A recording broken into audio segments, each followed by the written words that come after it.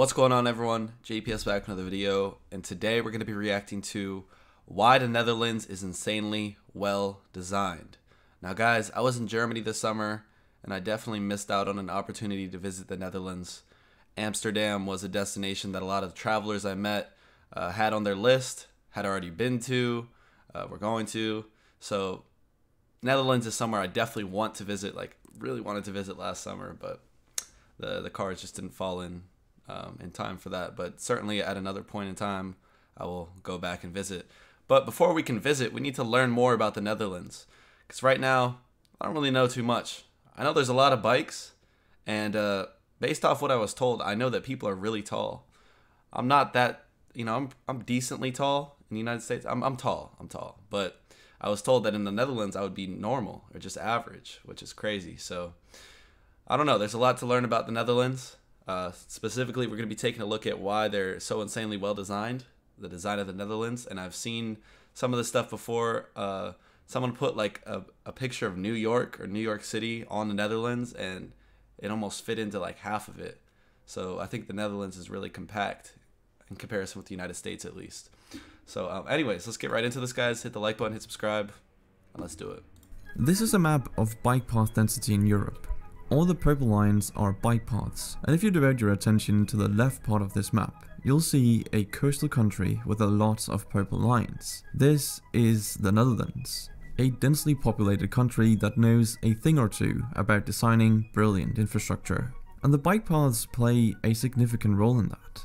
See, with a population of 17.4 million people and a landmass of approximately 41,500 square kilometers, the Netherlands is smaller in size yet more densely populated than most European countries. So, in order to navigate that, they've come up with effective and interesting ways to handle population movement in and around their country. The most notable of which is, of course, the cycling infrastructure. And yes, it is as serious as everybody says it is, as it enables the 23 million bikes that are in the Netherlands to roam the streets. And by the way, 23 million bikes means that there are 1.3 bikes per capita.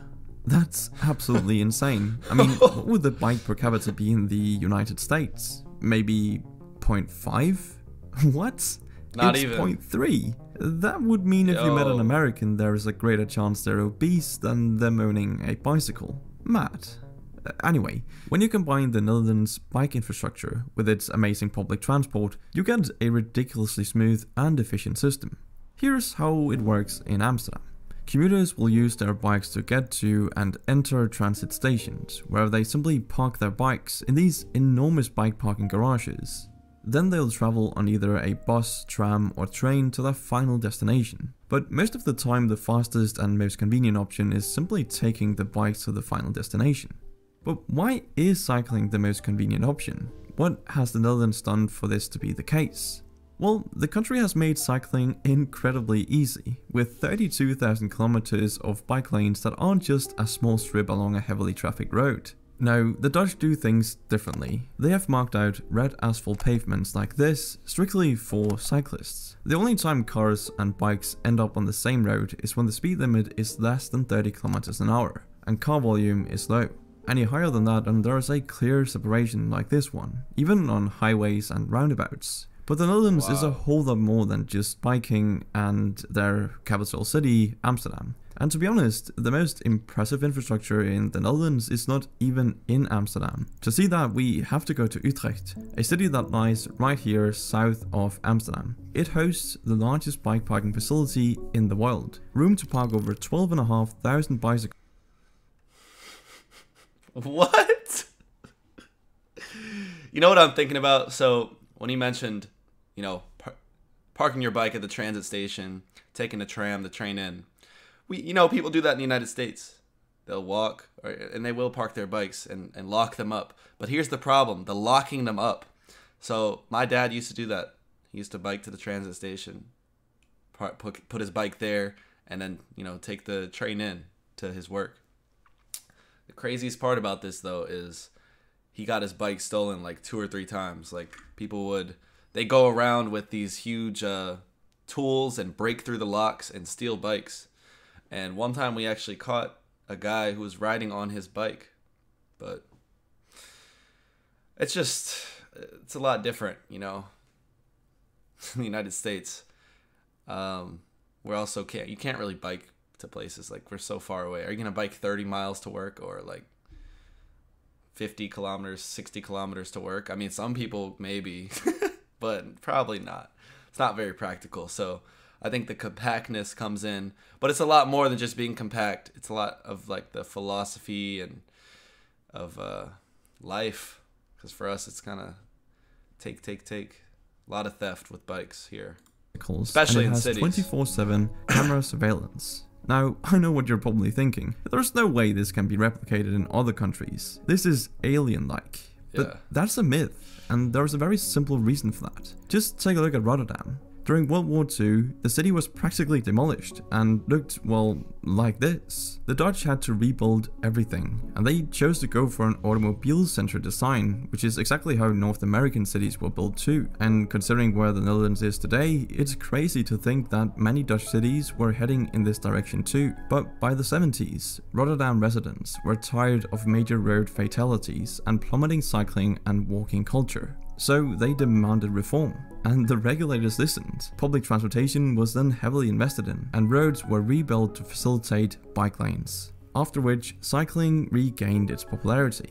This just goes to show that even North American cities can do this if they choose to do so. But the determinism and people-centered planning of the Netherlands extends out of the cities and into Dutch suburbs as well. To bring this point home, let's compare typical Dutch suburbs to those in a state that's just as bustling and growing. In the United States, Florida. Now sure, Florida is 3.4 times larger than the Netherlands, but the argument should still stand. So here is a typical Miami suburb. What do you notice? There's a lot of greenery, but mostly there's a lot of roads, and they're specifically made for cars. Sure, there are sidewalks, but they are thin and can barely accommodate a cycler and pedestrian at the same time. And now let's look at a Dutch suburb. The homes here are much smaller, and that's an important detail, as it leaves more space for communal centers like parks and proper biking and walking lanes separated from the road by greenery. I can definitely understand that it seems like a sacrifice to have smaller homes, but what you get in return is efficiency. And if time is the most valuable thing we have, then this system is superior. And while Dutch efficiency has become somewhat of a trademark for the country, things weren't always so blissful and enviable. You see, technically speaking, a large part of the Netherlands should not exist, and this is what amazes me the most. See, the Netherlands was notorious for constant flooding thanks to its low elevation and closeness to the North Sea. But the Dutch have found a way to beat the ocean multiple times. This is the reason why nearly 20% of the land in the Netherlands is reclaimed land from the many marshes, swamps, lakes, and of course the sea. But how? Well, 2 words. Delta works. After a deadly storm in 1953 that covered over 150,000 hectares of land and took the lives of an estimated 2,000 people, the Dutch decided something had to be done. Delta Works was the answer. Delta Works is a vast network of 13 dams and barriers, featuring sluices, locks, dikes, and levees. They shelter off these 4 inlets, namely Haringvlietdam, Broersdam, Oosterscheldekering, and Verzegatam. I'm sorry, Dutch people, I tried my best. Anyway, they used these to reduce the coastline by 700 kilometers and remove the need for smaller and weaker levees and dams that would require constant maintenance. Pretty ingenious, I gotta say. But the Dutch haven't just prevented floodings, they've also created new land, and they achieved this without using modern technology. How? Well, first they would section off the areas they wanted to reclaim, whereafter they would drain the water out by harvesting the energy of the wind, using, of course, windmills. This created flat plains comprised of a very unique soil that happens to be perfect for growing tulips. And this is why the Netherlands account for 80% of the world's tulip export. I was literally just about to bring up the tulip farms. I was like, when I see this picture of a windmill, and I think of tulips, like when I see the windmill, but I always think of the Netherlands, like when I see something like this. I don't know why, it's just kind of just stuck in my head. But wow, that a whole system with the dams is ingenious. Like that is, wow. I can't believe you guys, if there's any Dutch people watching right now, that's really impressive. I had no idea that. But yeah, This is an amazing video so far. Created flat plains comprised of a very unique soil that happens to be perfect for growing tulips. And this is why the Netherlands account for 80% of the world's tulip exports, which is kind of strange to think about. But today, these waters and innovations have earned the Netherlands some pretty envious titles, including the largest storm surge barrier in the world, that laid the ground for the largest and most efficient seaport in Europe, the port of Rotterdam. Located here in the delta of the Rhine and Meuse rivers, Rotterdam is in a perfect strategic location for ships coming from or going into the North Sea. To understand the sheer size of this port, here is a map of Manhattan laid on top. As you can see, the port of Rotterdam is about 1.5 times the size of Manhattan. It's huge, and with 82.5% of the Netherlands' GDP coming from exports, it's fair to say that the port of Rotterdam is really important. I could go on and on about this port's efficiency, but all you need to know is that it wins best port infrastructure year after year. The Dutch are incredibly talented at designing great infrastructure. I mean, just look at the Amsterdam airport, Schiphol, the third busiest airport in Europe. It looks pretty average until you consider the number of people moving through this structure. Schiphol facilitates 68 to 80 million passengers annually to 332 direct destinations, utilizing its 6 runways facing multiple directions. Schiphol coordinates an average of 1,500 to 1,600 departures and landings per day, giving them an hourly average of 110 to 120 aircrafts. And Schiphol accomplishes this despite being smaller than other major airports like Adolfo Suarez Madrid in Spain or the Leonardo da Vinci International Airport in Italy.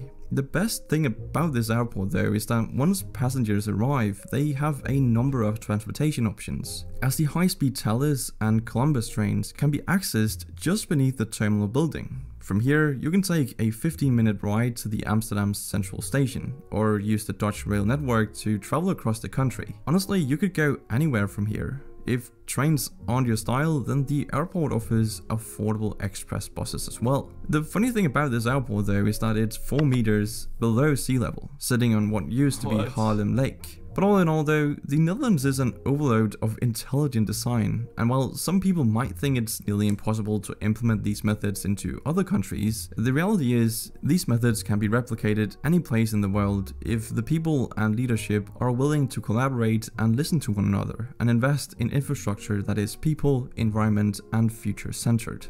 Thank you for watching, and I'll see you in the next one. Yeah, I don't know if any of that's going to happen in the United States. People, environment, and future-centric. Right now, we're money, and money-centric. That's just how it is, man. Oh, man, that was such a great video. It really makes me want to visit the Netherlands even more. Way more. All I would need is a bike. Literally. And I know Amsterdam, like, I know some people are probably tired of people like, oh yeah, I'm gonna go to the Netherlands and only visit Amsterdam. I'm sure there's that issue there too, but I would want to go throughout the Netherlands, definitely. Hit up some suburban areas, see what it's like. Man, this video made me feel some envy, that's for sure. So why the Netherlands is insanely well designed. Wow. There's a lot more to react to with the Netherlands as well. So if you have other videos you want me to check out, throw it in the comments down below, guys. Hit the like button, hit subscribe, and I will catch you all in the next one. Peace.